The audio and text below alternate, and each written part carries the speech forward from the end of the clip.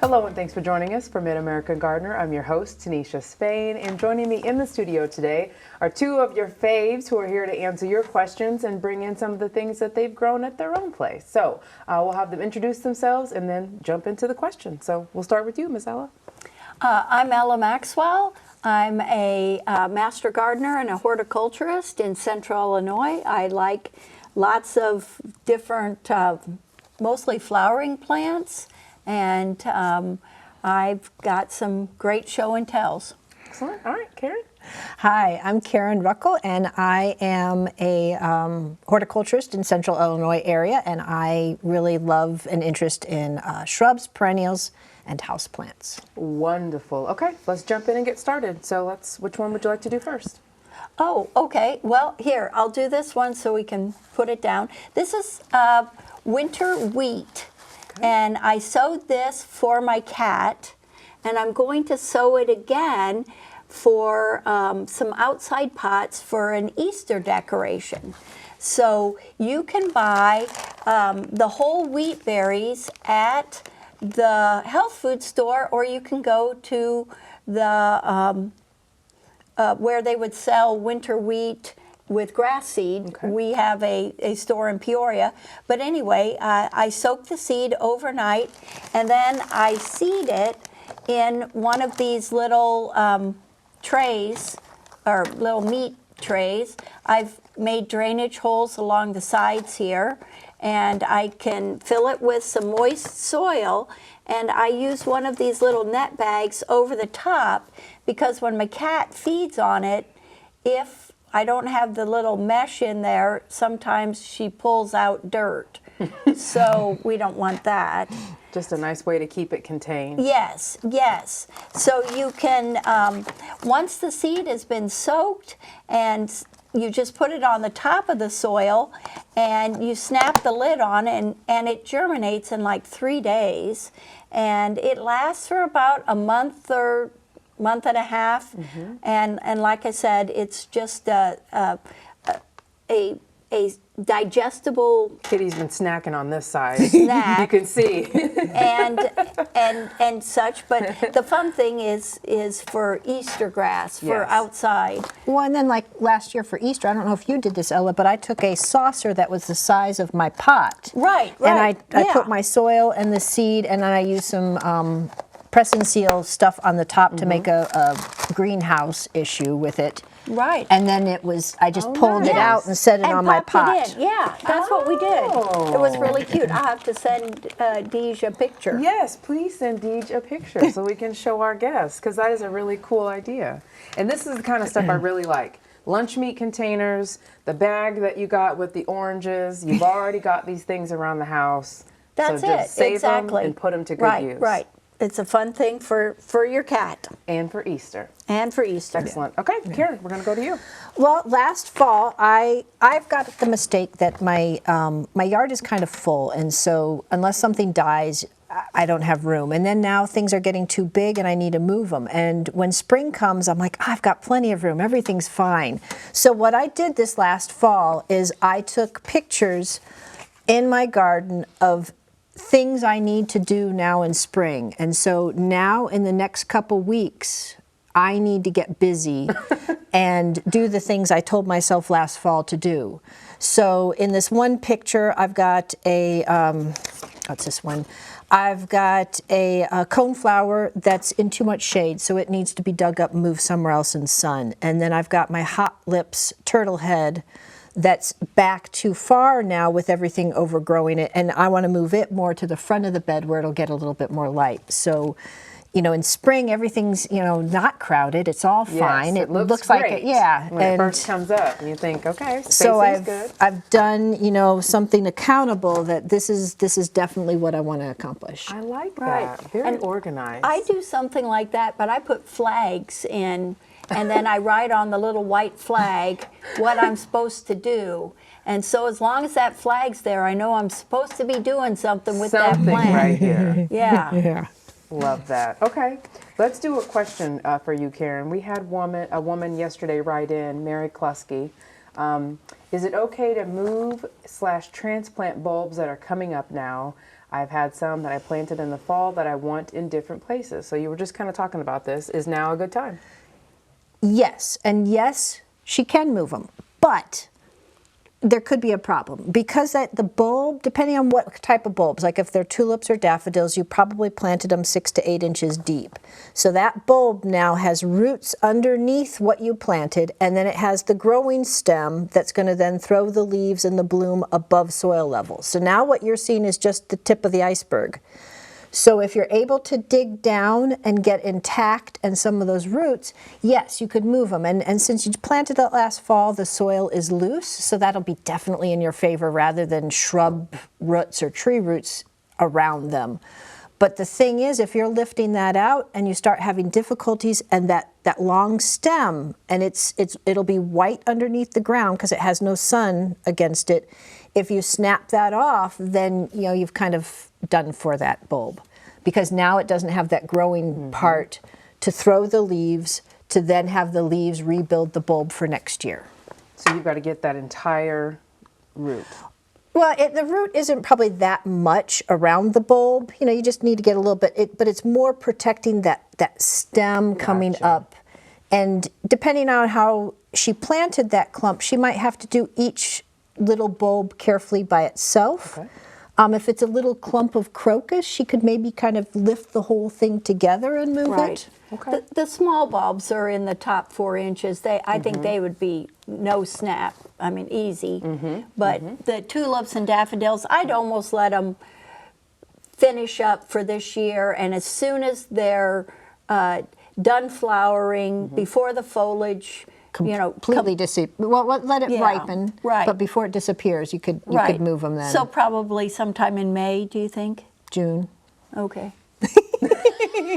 Well, there you have it. May, June-ish, but you do have some options there. Okay, Ella, we're back to you with show and tells. Oh, yeah. I just real quick wanted to show right here, this is my little bowl here of hellebore flowers. So you can see that I have quite a variety.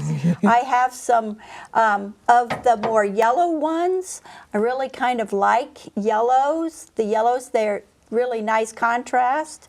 And then the double ones. These are some of the new double ones that are out there.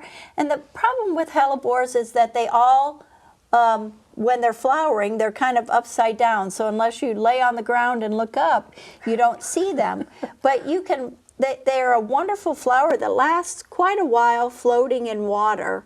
And they're easy to, just change out.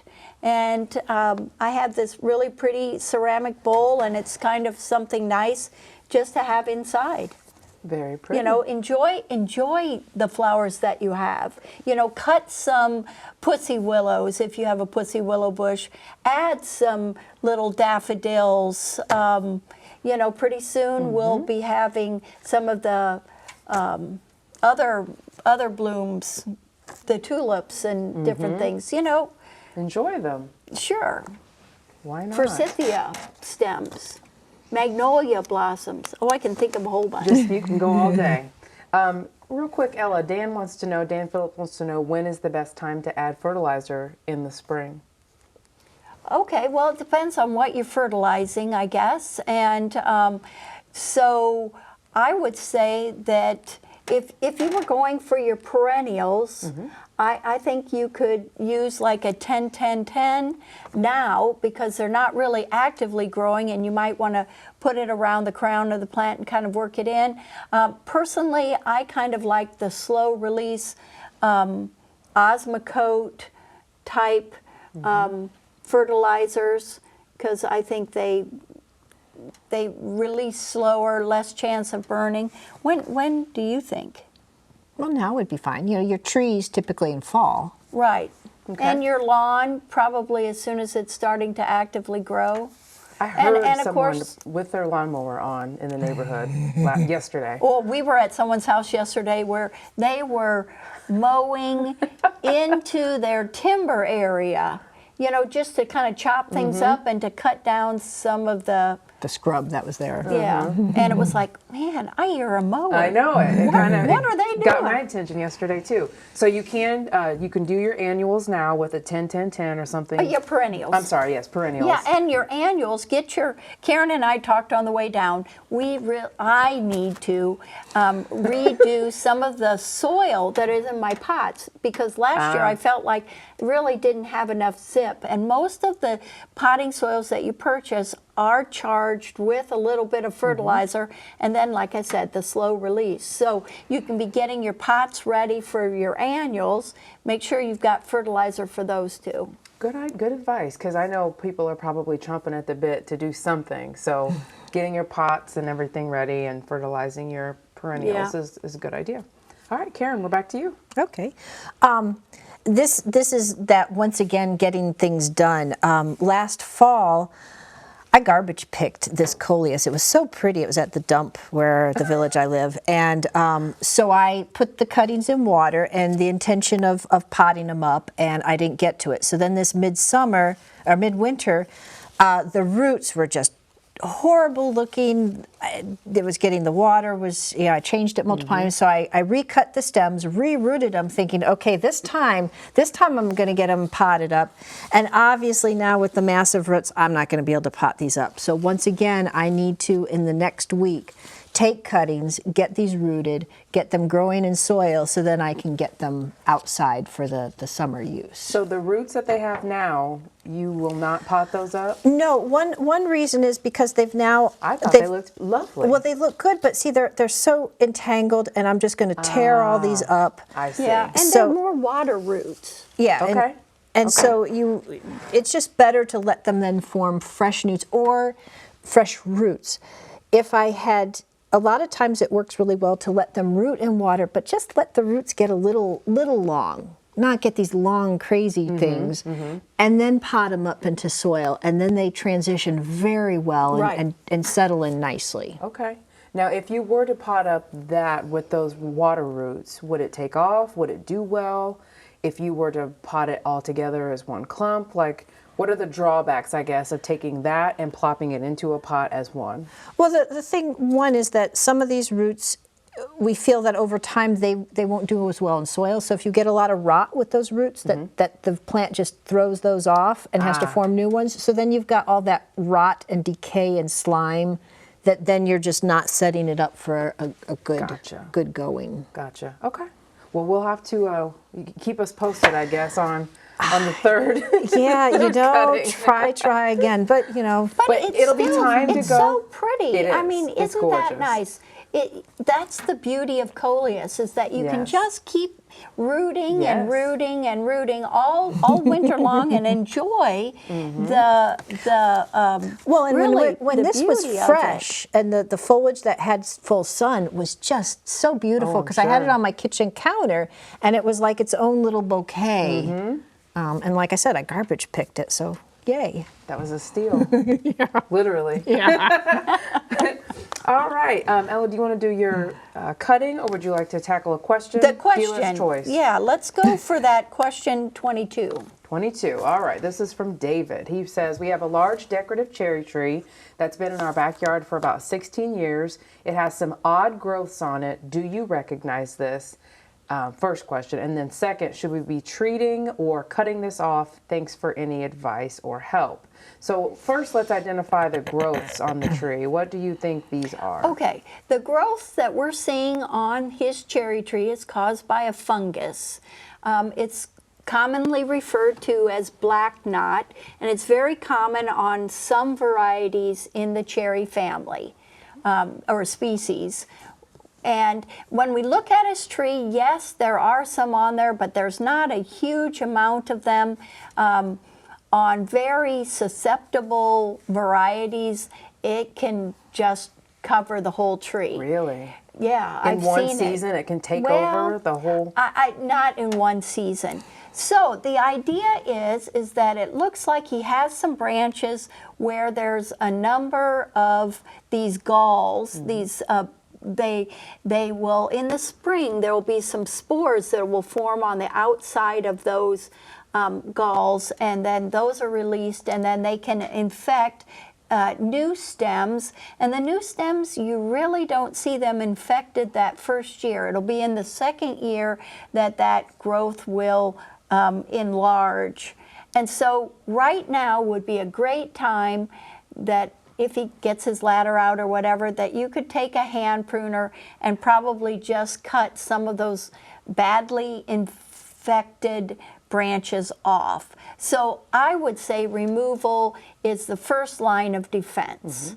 And then there are some fungicidal sprays that can be applied, but the timing is important, and there might need multiple applications depending on which product you're using. And so maybe this year, just cut off the worst, and you will have some more next year because you don't really see the damage right away. So that brings me to what I brought in here on my boxwood.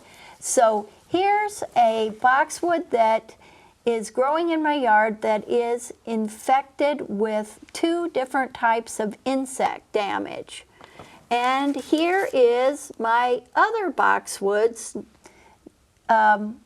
So you can see definitely that there's a problem. So on the one that has, through this winter, this kind of yellowing on this is from a little fly. It's a leaf miner on boxwood, and if you turn it around and you look on the back of the leaves here, you can see all these little bumps, and inside here is a little pupa that will emerge about April, and it's a tiny little gnat.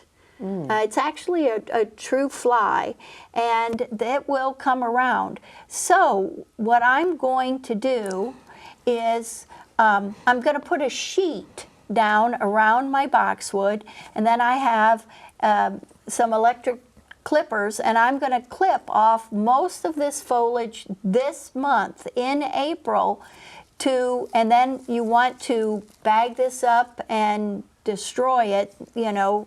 You don't want to leave it lay around the base of the plant. That's why I put the sheet around, so I can easy clean up.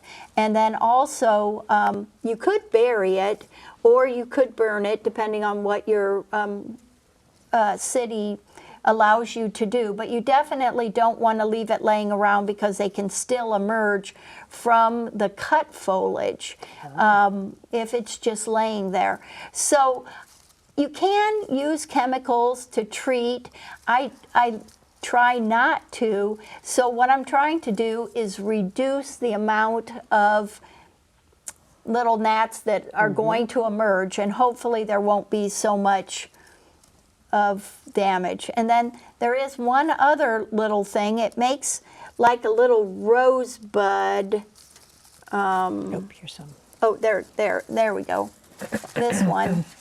On this one right here, kind of makes like a little cupped group of leaves. That's caused by another kind of little flying insect called a psyllid. And again, you know, I'm going to cut all that off. You just do the best you can. Are those 2 boxwood near each other? No, actually they're not.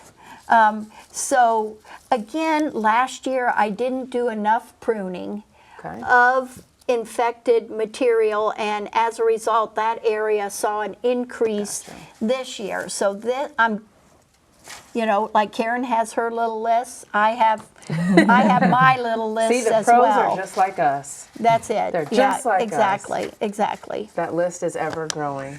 So cut out what you can, and Right. And a lot of people get all upset that they think they might have boxwood blight, but this is not caused by a disease. This is caused by an insect. I don't believe that we have any active boxwood blight yet in central Illinois. So, you know, you have to learn to identify your problem to make a solution. All right, Karen, we're back to you with some bulbs. Yeah, well, I just, the last time we had talked about my failed dahlia endeavor of overwintering, it croaked, and you brought up, have you checked your canas? And I'm like, no, and then I'm like, oh, I hope they're okay. So I opened up my tub of canas, and thankfully that they all look very good. But this is kind of an odd time of the year where it's too early for me if I want to pre-start, because the canas, you can pot some of them up and get them rooting to then transition them outside. I really prefer that it warms up better outside to go ahead and direct plant outside, because I don't have enough room, and then you get fungus gnats and managing that. But we are at that time of the season where if there's too much stuff that's failing or rotting on them, that you can start getting them mucking out or rotting out. But so far mine look pretty good, and like this one, I thought it was rotten. It did rot and broke away from the rest of the rhizome, but we still have an alive eye. So this potentially in another month and a half still could be good. But you know, some of these tubers that I was looking at look really nice, really solid, healthy. So now it's still just a waiting game, but I will probably check them, because if some of them, the shavings that I put around them, if the shavings are too wet, I might open up that to get a little bit more air, so that I maybe will minimize some of the rot that's coming. But it's looking good right now that I'll have plenty to give and share. Oh, there you go. Well, you know, I should have gone down. I have one of those Voodoo Lilies. You know, and I'll have to Google that. It sends up the flower stalk first. And those are coming up right now. And oh, I wished I would have brought it. Next time. As soon as it comes up, it has a calyx, but it is awful smelling. And so usually I will cut it off, but you know, it's kind of fun to watch it. So you can watch in the botanical gardens right now. They have their carrion flower or whatever, the giant ones blooming, you know. And those smell really bad too. Right. Well, this is the same kind of thing. The same way with like the skunk cabbages, you know, because these flies and different beetles are attracted to the flowers to pollinate. Sure. So yeah, because I did go check my bulbs just to see what was happening as well when we were looking at the dahlias and such. Well, and I haven't even given a thought to my amaryllis, and so then usually I go check on them, and I'll have poor one that have sent a flower stalk, you know. That too. I need to check that too. But I did notice that that Voodoo Lily was sending up a flower spike. Gotcha. All right. Let's see. What other questions do you guys want to answer? Oh, we had a lilac question. This, I think Susan had contacted through email. She didn't send a picture, but she has big old lilacs. And I know that we've talked a lot about lilac pruning, and a lot of it has to do with some of the newer, more compact varieties that are growing up closer to the house. But the whole idea about lilacs is that they're a spring blooming shrub that create the flower buds the season before, so they overwinter. Well, the first thing that Susan needs to do, she wanted to know, can I just cut it in half and would that kill it? No, it probably won't kill it, but wherever you cut, that's where the new growth will come from, and then it will be kind of like a witch's broom. So instead, what I'd recommend for Susan is to go ahead and cut the entire bush back by half if you're using a chainsaw or loppers or whatever you're doing, but then go back in, and any of the old lilacs that have big stems that are, you know, over 1.5 inches or 2 inches, you know, get a little saw and cut those off near the ground level, because they're more prone to have borer activity, and that way if you cut at ground level, that's where new shoots, these new suckers will come up to, you know, reinvigorate her bush. And if she does it all now, she probably will have no flowers. So, you know, she could wait, let it flower. As soon as it's done flowering, go back, cut it. But enjoy the flowers first. Maybe. Well, but if it's easier to do it now while there's no leaves on the plant, and you're out there working and your municipality has free pickup or something, cut them down now. Okay. All right, we've got about 2 minutes left. Roger wants to know about applying crabgrass killer. Is it time for that? Well, and that's, right now we're having some odd temperatures and very warm temperatures. And looking at the extended forecast, the nighttime lows, we are going to get chilly again. So that'll help just slow things down, calm everybody down. Okay. But crabgrass preventer, really, it's not, for me, like the timing, I always try to wait as late as I can to then get more control going into summer. Okay. So you're not wrong or in trouble putting it on too early. It's just you're not going to get a good backside summer kind of control. So yes and no. It's technically, the U of I recommendations is that for 7 to 10 days, if the soil temperature gets to 55 to 60 degrees, then that's gonna that seed will germinate. That crabgrass seed will germinate. So, if you really think your soil's warming up, sure, get it on. Or, just keep waiting a couple days and seeing what the forecast is going to do. And like for the next week, we're going to chill down. So maybe hold off one more week. And then Ella's idea is if you've really got a lot of problems, about 30 seconds. Do an application in fall and an application in spring, and you won't have that kind of lag time or timing time issue. Okay, excellent. We're out of time, ladies. Thank you so much for bringing all of your show and tells in and answering questions. Thank you so much for watching. If you've got questions, send them in to us at yourgarden@gmail.com or search for us on Facebook. Just look for Mid-American Gardener, and we will see you next time. Good night.